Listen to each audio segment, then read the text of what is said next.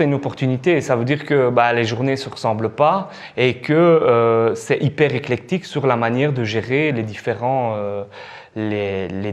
domaines.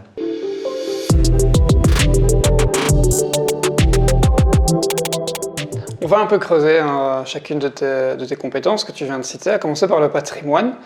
Est-ce que tu réalisais ce côté sentimental qui peut lier tous les Carolos? Peut-être que certains ont travaillé ou ont fréquenté. Est-ce que tu réalisais ce côté-là? Est-ce que je réalisais? Oui et non. Dans le dossier du HF4, il y a toute une partie sentimentale qui est hyper importante. Il y a des gens, la sauvegarde du HF4, c'est leur raison de vivre aujourd'hui. C'est à un moment donné, c'est un combat qui mène depuis des années. À côté de ça, arriver avec des arguments ou financiers, ou légaux, ou structurels, c'est compliqué parce qu'on parle pas la même, on parle pas le même langage en fait.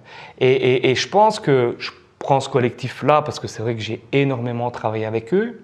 Ça a été compliqué au début parce qu'ils se sont dit, mais je pense qu'ils sont sortis certaines fois de réunion en se disant ce gars ne comprend rien à notre combat. Mais au final, aujourd'hui, je pense que ce qu'ils se disent, c'est ce gars nous a dit la vérité dès le début. Mais c'est pas facile parce que vraiment on est confronté à des gens, c'est leur passion. Moi j'ai rencontré, il est décédé depuis, mais quelqu'un qui a participé à la création des Hauts-Fourneaux. Et donc les Hauts-Fourneaux, c'était toute sa vie pour ce monsieur. Il faut jouer avec ça. Parce qu'à côté de ça, les millions, on ne les a pas. Donc, à un moment donné, il faut pouvoir aussi.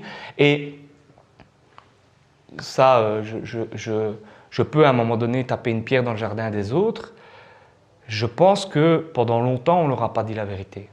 Tu l'as un petit peu déjà évoqué, les finances, c'est quelque chose que tu as étudié, que tu maîtrises, et c'est un petit peu ton élément. Mais est-ce que tu as quand même appris des choses? Bien sûr. Dans les études que j'ai faites, on est plutôt axé privé. Et la manière de gérer une ville n'est pas du tout la même que la manière de gérer une entreprise privée. Les gens pensent toujours que oui, dans le privé, c'est mieux géré. Pour moi, ce n'est pas vrai, ce n'est pas mieux géré. C'est géré différemment. J'ai la chance de pouvoir m'appuyer sur un service qui fonctionne terriblement bien. Et où on travaille en confiance totale. À un moment donné, c'est des gens, ils prennent les dossiers et quand ils le déposent, c'est qu'il est réglé. Il n'y a pas de « on n'a pas su, on aurait pu, on aurait su », non, ça va. Soit ils ne le prennent pas, ils te disent « ça, c'est pas possible », ou soit à un moment donné, ils te disent « et là, on parle le même langage », parce que c'est exactement moi, ma manière de voir les choses. Et je sais qu'à un moment donné, quand le directeur financier me dit « ça, c'est pas possible », ça ne sert à rien d'insister, de trucs, c'est que vraiment, c'est pas possible. Parce que s'ils savent le faire, ils le feront. Et ça, c'est hyper précieux dans un rapport qu'on a entre le politique et l'administration. Un petit mot maintenant sur la petite enfance que tu as confessé ne pas très bien maîtriser au début de ton mandat. Pourtant, t'es papa, ça n'aide pas. On ne peut pas dire que tu sais comment gérer une crèche parce que tu as un enfant à la maison. Non, je pense que non, ça n'aide pas. Enfin, moi, j'ai beaucoup d'estime pour ce service parce que c'est un boulot que je ne saurais pas faire.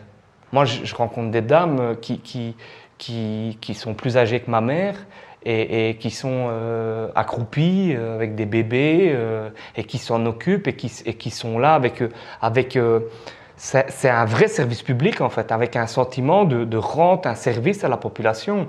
Dans la crèche, vous allez déposer ce qui vous est plus cher. Moi, j'ai un enfant qui est en crèche pour l'instant. Ouais, quand vous le déposez à des dames que vous ne connaissez pas et vous êtes en confiance. En tout cas, moi, je le suis.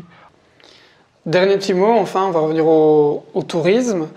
Est-ce que toi, tu es convaincu que la région peut attirer des touristes? Oui, parce qu'elle attire des touristes. La région attire des touristes. Moi, ce que je pense, c'est qu'il faut avoir la vision à l'échelle de Charleroi Métropole. Par rapport à un touriste qui vient à un moment donné visiter une région, il faut essayer de se dire, voilà, il vient peut-être au lac de l'Odeur, et le jour où il a envie de venir en ville ou de visiter un musée, il vient au Bois du Casier, il vient au musée de la photo. C'est ensemble qu'on va amener un produit touristique de qualité et qui sera complémentaire.